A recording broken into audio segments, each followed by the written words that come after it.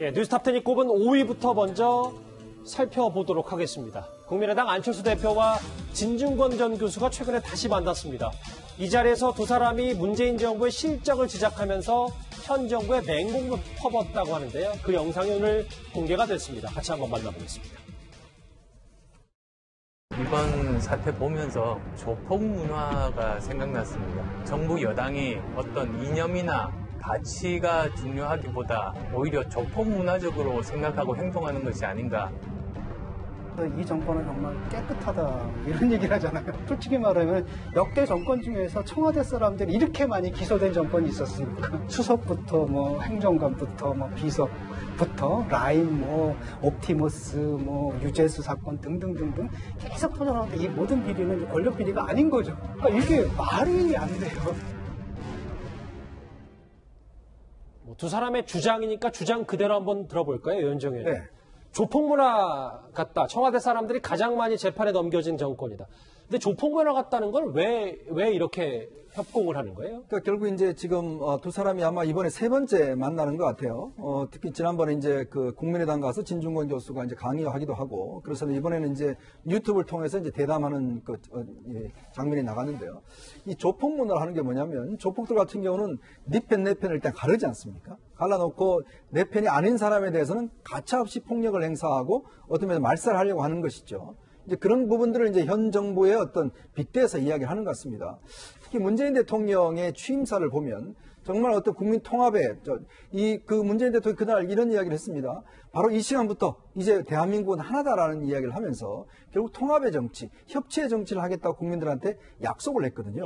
근데 그 이후에 벌어진 양상을 보면 결국은 그 문재인 대통령이 했던 이야기는 자신에 대한 지지층에 대한 이야기였고, 결국은 자기를 반대하는 목소리, 반대하는 사람에 대해서는 어떤 면에서는 계속 적폐로 규정을 하고, 어떤 면에서는 이런 적폐에 대해서는 청산해야 될 대상으로 이야기한 거 아니겠습니까? 이제 그게 점점점 더 강화되었고, 그런 선택적 정의, 선택적인 어떤 이런 상황들이 지금까지 이어져 왔기 때문에 지금 아마 진중권 교수나 안철수 대표가 바로 이 조폭 문화 때문에 결국 이 여당의 어떤 이런 문화들 때문에 결국 이제 편가르기 정치가 계속되어 온 게 아닌가, 뭐 그런 지점들을 좀 지적을 한 것 같습니다. 또 하나 들어볼 내용이요. 이 두 사람은 문재인 정부와 과거 노무현 정부의 다른 점을 이렇게 분석하기도 했습니다. 민주당 지지가 지금 유지가 되는 건 뭐냐면은 사실 대통령 지지율이거든요. 아직도 대통령 지지율은 뭐 40% 콘크리트 지지율이 있거든요. 그런데 그 지지율 상당 부분이 아직도 뭐라고 생각하냐면 노무현의 친구 이렇게 되는. 사실 노무현 대통령하고 그다음에 문재인 대통령은 철학 자체가 달라요. 노무현 전 대통령은 진정한 의미에서 저는 민주주의자였다고 생각합니다. 문재인 정권이 노무현 정권 버전 2가 절대로 아닙니다. 김관혁 교수님, 이 두 사람의 분석 동의하세요? 저는 동의하지 않습니다. 일단 지지율이 떨어졌기 때문에 반일 프레임으로 그것을 반전을 도모한다. 저는 여기 전혀 동의하지 않죠. 그러니까 진전 교수의 평론이 과거에 좀 객관성이 굉장히 높았는데 점점 주관성이 커져가고 있다는 생각을 지울 수가 없어요. 자, 이렇게 김원웅 회장이 이런 발언을 해가지고 지지율이 올라갔을까요? 저는 오히려 떨어질 거라고 봐요. 이게 부정적 효과가 큽니다. 그리고 만약에 그런 프레임을 구성하려고 그랬다 그러면 대통령이 그 연설에서 일본과의 대화 촉구했을까요? 이렇게 협력적인 자세를 보이고 있는데 이런 평가를 한다는 것은 상당히 모순적이다 이렇게 생각합니다. 그러니까 여당 내부에서도 독이 될 걸 아는 부분도 있으니까 이게 무슨 뭐 민주주의 철학 자체가 다르다 이렇게까지 나가는 건 좀 무리가 있다 이런 말씀이죠. 예, 장혜철 평론가님. 저는 사실 이 진중권 전 교수나 안철수 대표 진단에 동의하는 것이 노무현 정부를 떠올려 보면 우리가 흔히 이런 말 합니다. 좌회전 깜빡이 켜고 실제로는 우회전했던 정부다. 무슨 말이냐? 노무현 전 대통령이 굉장히 진보적인 독특한 스타일을 가진 캐릭터지만 실제 그 정부의 정책 방향을 보게 되면 한미 FTA나 이라크 파병 그리고 뭐 대연정 제한 등 생각보다는 상당히 보수적인 그리고 야당에게도 손을 내미는 그런 정치를 했었거든요. 그런데 문재인 대통령, 문재인 정부를 제가 감히 판단하자면 우회전 깜빡이를 켜고 좌회전을 하는 정부다. 결국 문재인 대통령의 이미지가 노무현 전 대통령에 비해서는 중도적이고 통합을 추구했던 것으로 보였지만 실제 정권을 잡고 난 다음에는 그 어떤 정부보다 야당과 소통하지 않고 독선적으로 나가고 진보적인 아직 검증되지 않은 뭐 소득주도 성장이나 부동산 정책 같은 경우도 훨씬 더 노무현 정부 때보다 강하게 밀어붙이는 드라이브를 거는 것이 아닌가. 이런 측면에서 보자면 문재인 정부가 노무현 정부를 정치적으로는 계승했다고 하지만 그 정책적인 어떤 추진 방향이나 정치를 하는 행태에 있어서는 상당히 다른 성질을 지니고 있다. 그래서 아주 오래된 친노 인사들 같은 경우도 여기에 대해서 반발하는 경우도 있고요. 이런 부분의 지정은 우리가 한 번 더 깊이 들여다보고 판단할 필요는 있다고 생각합니다. 두 분의 의견이 조금 다르시는데 알겠습니다. 그리고 이 두 사람, 안철수 전 대표와 진중권 전 교수, 윤석열 검찰총장에 대한 얘기도 빼놓지 않았습니다.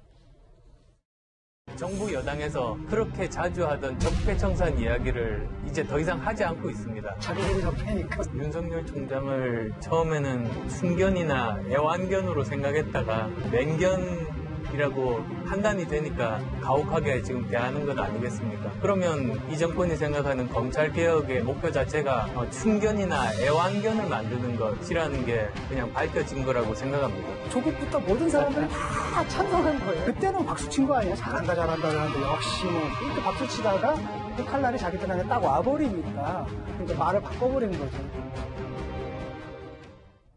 예. 뭐 안철수 대표와 진중권 전 교수의 지적이 맞는지 아닌지는 각자마다 뭐 시청자분들마다 다 생각이 다를 수 있습니다. 그럼 이건 어떨까요? 어제 온라인 합동 연설에 나선 민주당 최고위원 이원욱 의원, 최고위원 후보죠. 이원욱 의원의 얘기 한번 이어서 들어봐야 될 것 같습니다. 대통령에 의해 임명받은 권력이 선출된 권력을 이기려고 하고 있습니다. 개가 주인을 무는 꼴입니다. 권력을 탐하고 있는 윤석열, 끌어내리고 검찰개혁 완수해야 합니다. 정치하려거든 옷 벗고 나가서야 합니다. 김태현 변호사님, 이원욱 후보의 개가 주인을 무는 꼴이다. 이 윤 총장을 겨냥한 말에 대해서 정치권에 이 김원웅 광복회장 말만큼이나 상당히 공방이 뜨겁거든요. 저희가 어떻게 받아들여야 됩니까? 우리가 이제 개가 주인을 무는 꼴이라는 비유적인 표현을 썼으니까 저도 좀 비유적인 표현으로 답을 드리면 그러면 대통령이 주인이고 윤석열 총장을 비롯한 검찰은 개라는 거잖아요.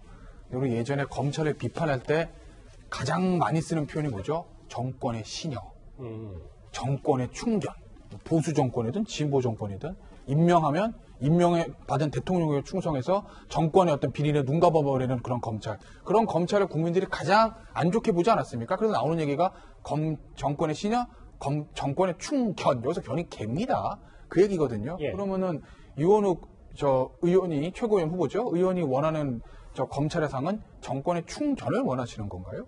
좀 그 말씀을 드리고 싶고. 자, 보세요. 대통령에 의해 임명받은 권력에 선출된 권력을 이기려고 하고 있습니다. 선출된 권력이 어떻게 보면 임명받은 권력을 어느 정도 통제해야 된다는 것도 저도 동의합니다. 그렇기 때문에 검찰도 민주적 정당성을 가지고 있는 두 선출 권력의 대통령과 국회에 어느 정도 통제는 받아야 된다는 점에 대해서 저도 동의합니다. 다만 통제를 받는 것과 우리는 선출된 권력이기 때문에 너는 절대로 우리를 건드리면 안 돼라는 얘기는 다른 얘기입니다. 대통령이 국회가 검찰을 통제할 수는 있지만 그렇다고 해서 대통령이기 때문에 국회의원이기 때문에 여당이기 때문에 야당이 실력자이기 때문에 절대로 검찰의 수사를 받아서는 안 된다는 명제는 성립하지 않습니다. 알겠습니다. 거기까지 정리하신 거죠? 알겠어요. 그런데 이원욱 의원의 말 말고도 민주당 최고위원 후보들 역시요, 경쟁적으로 윤석열 총장 때리기에 가세하고 있습니다. 무소불위의 저 정치검찰의 행태를 보십시오. 거리낌 없이 문재인 정부를 폄하하고 개혁에 저항하고 있습니다. 돈만 더 봐주고 자기 측근이라고 수사도 기사도 안 하고 봐주겠다는 검찰 확실하게 개혁해내겠습니다. 사실 이 발언에 대해서 현직 검사들은 글쎄요, 검찰의 주인은 국민이다, 당연한 얘기 아니냐 하고 있지만 지금 최고위원 후보들도 윤 총장 때리게 좀 나섰는데 이게 엄밀히 따지면 최고위원들 당심, 표심을 좀 의식한 발언이다, 이렇게 해석해도 됩니까? 그럼요. 지금 전당대회지 않습니까? 그러니까 당원들에 대한 어떤 메시지의 성격이 굉장히 강하고 현 정부의 최대 공약 중에 하나가 검찰 개혁입니다. 그래서 검찰 개혁의 과정 속에서 윤석열 총장이 걸림돌로 이렇게 인식하는 부분이 당원들에게 많으니 그 부분에 대해서 적극적으로 공격을 하는 것 같아요. 그런데 저는 기본적으로 검경 수사권 조정이라든가 이런 부분에서 사실 윤석열 총장이 괜히 수세 선제적으로 반발한 부분들이 있어요. 그래서 개혁적이지는 않다. 뭐 거기 동의하는데 가장 저는 우려하는 것이 지난번 초임 검사 인사말에서 나왔던 독재, 전체주의, 진짜 민주주의. 이거는 검찰총장의 입에서 나올 수 있는 단어가 아니거든요. 그런 단어는 사실 옷을 벗고 해도 된다. 그래서 그런 차원에서 본다면 사실은 적절한 어떤 지금의 상태는 아니다. 그래서 정치인으로 입문하는 것이 지금의 본인의 선택이 돼야 되는 건 아닌가 이렇게 생각합니다. 그러니까 당원들의 눈치를 보면서 어쨌든 최고위원 후보들도 이런 발언을 하는 것도 맞지만 윤 총장 스스로도 부적절한 발언을 빌미를 줬다 뭐 이런 분석이시군요. 알겠습니다. 일단 지금 집권 여당 내부 분위기는 지지율도 그렇고 가라앉은 분위기는 분명해 보이는데요. 그런데 오늘 당내 조응천 의원의 자성론이 하나 나왔습니다. 제가 한번 읽어보도록 하겠습니다. 관심 논쟁 비전 없는 산무전당대회다. 말로만 민생 외치면서 몸은 과거사와 검찰에 집중하고 있었다. 다음 장을 볼게요. 전 이현정 의원님, 네. 제가 주목하고 싶은 건 메시지도 메시지지만 지금 이 순간도 이 비판 메시지를 쓸지 말지 주저했다. 이게 조응천 의원의 오늘 자성론 말이거든요. 아마 오늘 저녁에 굉장히 시달리실 것 같습니다. 그러니까 이게 참 어쩌면 조응천 의원의 저 이야기 자체가 저런 이야기 정도로 하는 것도 엄청난 결단과 용기가 필요한 게 지금 여당의 분위기 아닌가. 바로 그걸 이제 대변해주고 있는 것인데요. 사실 예전에 민주당의 어떤 장점 뭐냐면 정말 백가쟁명이었어요. 그러니까 막 여러 가지 이야기들이 있었죠. 그러다가 어떤 하나에 정해지면 그에 따라가는 그런 분위기가 있었습니다. 그만큼 논쟁과 논의가 충분했던 그런 당이에요. 근데 지금 좀 전에 우리가 보셔서 알겠지만 이원욱 최고위원 후보 같은 경우는 원래 굉장히 합리적인 분이에요. 그러니까 여당 내에서도 굉장히 합리적인 사람으로 되는데. 그러니까 이 의원님이 판단하셨을 때. 그렇습니다. 원래 그분이 이런 이야기를 할 정도면 이게 왜냐하면 최고위원 지금 몇 명 떨어지거든요. 그러면 어떻게 하겠습니까? 결국은 지금 투표권을 갖고 있는 지금 당원들의 어떤 표를 얻으려면 이 센 이야기를 할 수밖에 없어요. 왜냐하면 이번에 그 전체적인 그 표가 보면 국민 전체 여론조사가 한 5%가 10%밖에 되지 않습니다. 그러니까 당원들의 절대적인 표거든요. 그러다 보니까 그 당원들의 입맛에 맞는 이야기만 쭉 하는 겁니다. 저는 그래서 과연 지금 이렇게 뽑히신 당대표와 최고위원이 어떤 일을 할 수가 있을까? 과연 그럼 청와대와 정부에 대해 쓴소리를 할 수가 있을까? 다른 이야기를 할 수 있을까? 방향이 정해지면 무조건 따라가야 되는 거예요. 예. 최고위원들이 있을 이유가 뭐가 있겠습니까? 한 사람만 있으면 되는 거거든요. 그러니까 그만큼 민주적인 어떤 토론이 보장되지 않는 정당은요, 정말 독재와 전체주의로 갑니다. 지금 윤석열 총장이 독재 전체주의 이야기했다는 그거 예를 들어서 여당이 지금 독재 전체주의라는 이야기가 아닙니다. 원론적인 이야기였는데 제가 하는 이야기는 만약 이런 식으로 가다가는 정말 민주당이 독재와 전체주의로 갈 수밖에 없다. 이런 지적을 드리고 싶습니다. 오늘 새롭게 나온 조응천 의원의 자성론 얘기까지 저희가 정치권 이슈 하나하나 정리를 해봤습니다.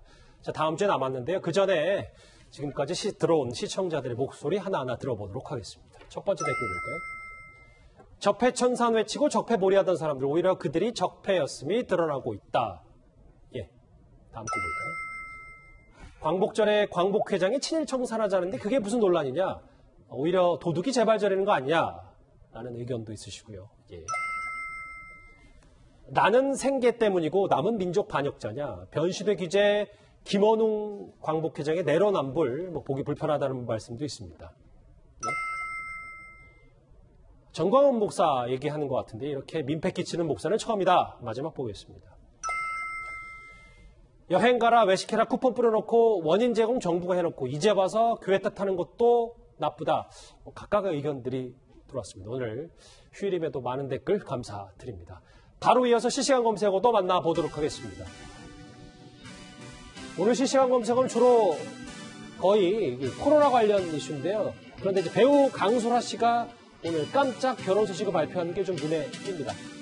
실검은 여기서 정리하고요. 다음 주제에 바로 만나보도록 하겠습니다.